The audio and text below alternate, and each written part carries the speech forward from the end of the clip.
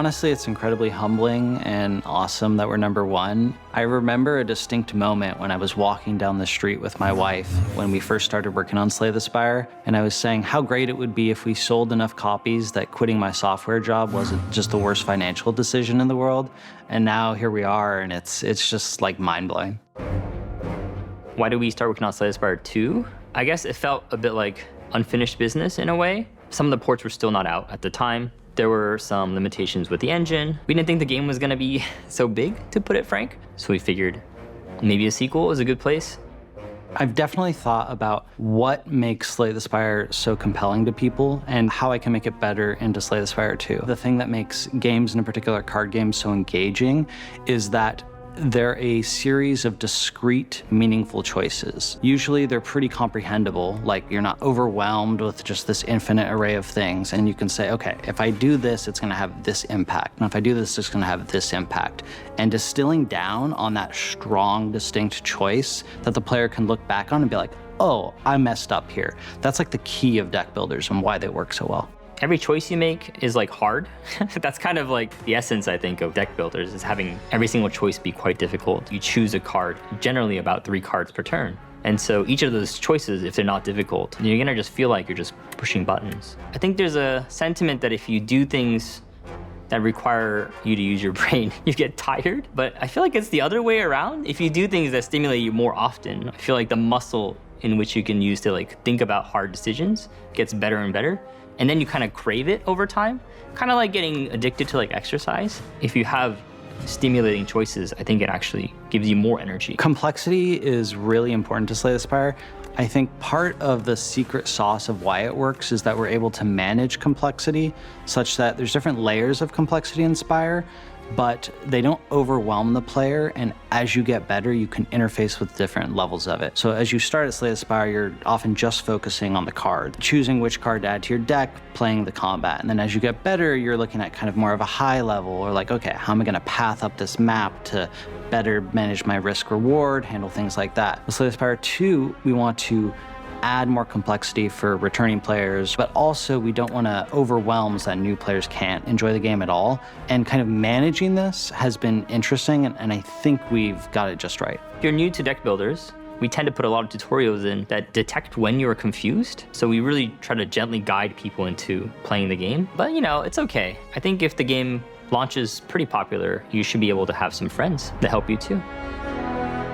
Designing cards has always been kind of my wheelhouse. I grew up playing Magic, so I've always been like super involved in card games. We have way more cards in Slay the Spire 2, and that introduces a whole new bunch of challenges because every card you add to the game adds more room for interactions with other cards, more ways for the player to break things, and just in general, like, it blows up the play space. One of the big differences between Slay the Spire 1 and 2 is that we have grown our team up and actually scale up so we can make kind of just a bigger game overall.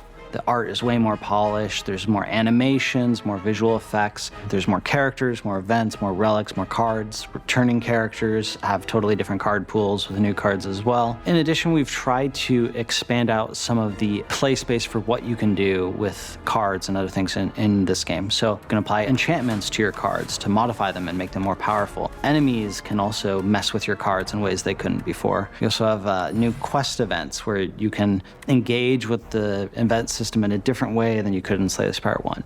So lots of little things that I think add up to a much bigger whole. In addition to writing significantly more lore, with Slay the Spire 2, we have a whole new mechanic based around the lore, and I don't want to say how it works or anything, but we call it the timeline, and it's going to give the players just way more information about the game world, the actors in it, and just everything about it.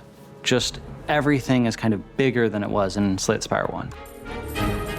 I think in a given week, Anthony will give us maybe like 20 to 30 different changes, again, ranging from again, tweaking numbers or even just cutting cards altogether, adding new ones. I think over the course of the game, let's say every character has 60 cards. I think they've gone through at least 100, 200 version, like actually design cards that have been cut or remade over the course of the last, say, 3-4 years. The analogy that I always use for game design, and in particular card game design, is that it's kind of like you're a butcher. You generate like thousands, tens of thousands of different ideas, and then you look at them all, and then you go, these are bad, and you just cut them all away. And this constant culling process.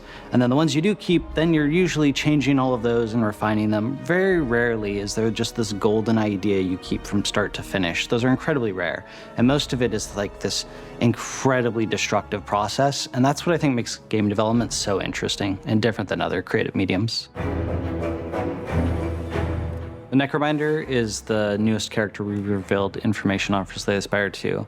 And she's got several different archetypes she can go into. One is built around summoning.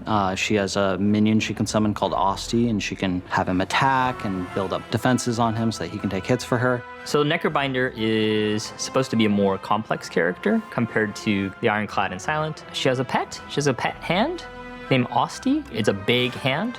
Osti gets bigger and bigger the more HP it has, which is very funny. So I highly recommend making Osti huge. Another is she can doom enemies, which has kind of a risk-reward nature to it because the enemies will still get to attack you on the turn that they're going to die. She has a souls-based mechanic where she's drawing tons and tons of cards, but it's kind of hard and slow to get going. And she's got also lots of other little archetypes that she can kind of blend into the other ones. And I think she's our most complicated character to play so far, and I think Slay the Spire 1 players will really enjoy her.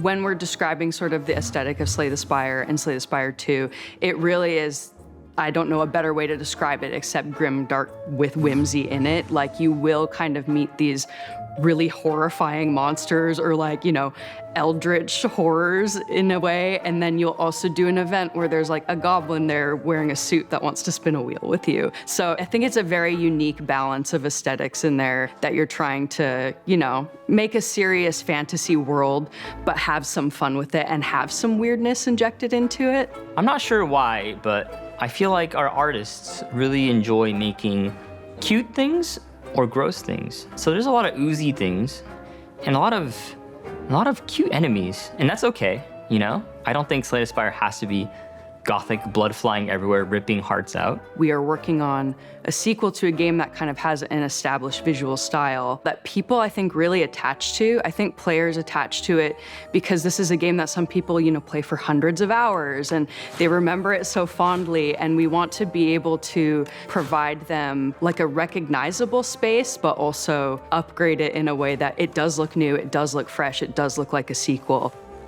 You don't want to be playing through a game over and over and over again and seeing kind of the same or very similar designs like back to back to back to back. Like, you want, like, there has to be a breadth of content there. I think I really enjoy that concept of variety a lot. It's not even just replayability, but it's being able to come back to the game and say, I don't know what's gonna happen this time. Like, I'm gonna play the Silent, am I gonna do a Shiv deck? Am I gonna do a Poison deck? Like, what enemies am I gonna see? And on the map, how is that going to change, like, what kind of stuff I aim to go for? And I think what's really fun about those as a player is the way that that system works can really encourage you to play a game in a way you maybe wouldn't think to otherwise. Like, you're almost like funneled into different ways of playing.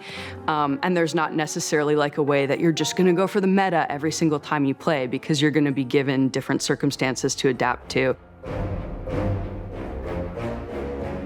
I definitely had some hesitation with working on a sequel because oftentimes they don't hit as hard, or you're kind of like, why was a sequel made? To me, actually, that made it kind of interesting because trying to figure out new twists that you can do while still keeping kind of the same core formula or keeping the fans happy was actually an interesting question that I was kind of interested to dive into. One of the things I've really enjoyed with Slay the Spire 2, and it's already come through, is I found plenty of new ways to make players really suffer when they play. We've made a couple events in particular that have really divided playtesters, and some of them love it because of how awful it is to players. Definitely watch out for the bridge. I'm looking forward to seeing the screenshots and the complaints of all the players whose runs were just ruined by it, so. I'm happy we're launching into early access. For Slay the Spire 1, early access was a huge boon. Like, we constantly pushed out updates. Our players loved it.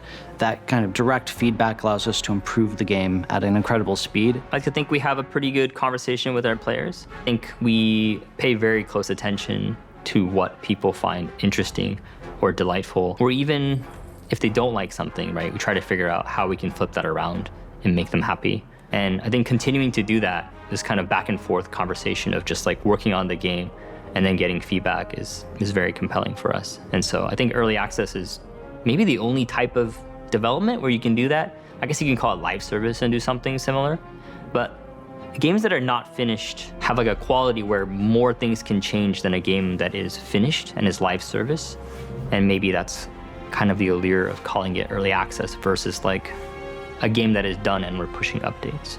It's good for us to try to figure out how players feel the first time they play the game, and also we want to know what their relationship with the game is after they play like 100 hours, or sometimes even like 1,000 hours. And the reason I think people feel compelled to play a lot of hours might be because we're trickling in content all the time. There are a lot of bosses already, there are a lot of enemies, there are a lot of events, probably more than the first game just on early access launch. And I think we also kind of set a quality bar internally.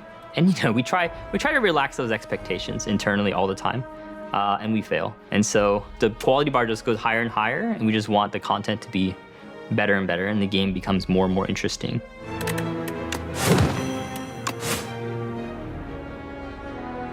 I feel like Slay the Spire is the chicken noodle soup of video games. Like, it's not exciting, but I hope people like our soup. Slay the Spire 2 launches March 2026, wishlisted now on Steam.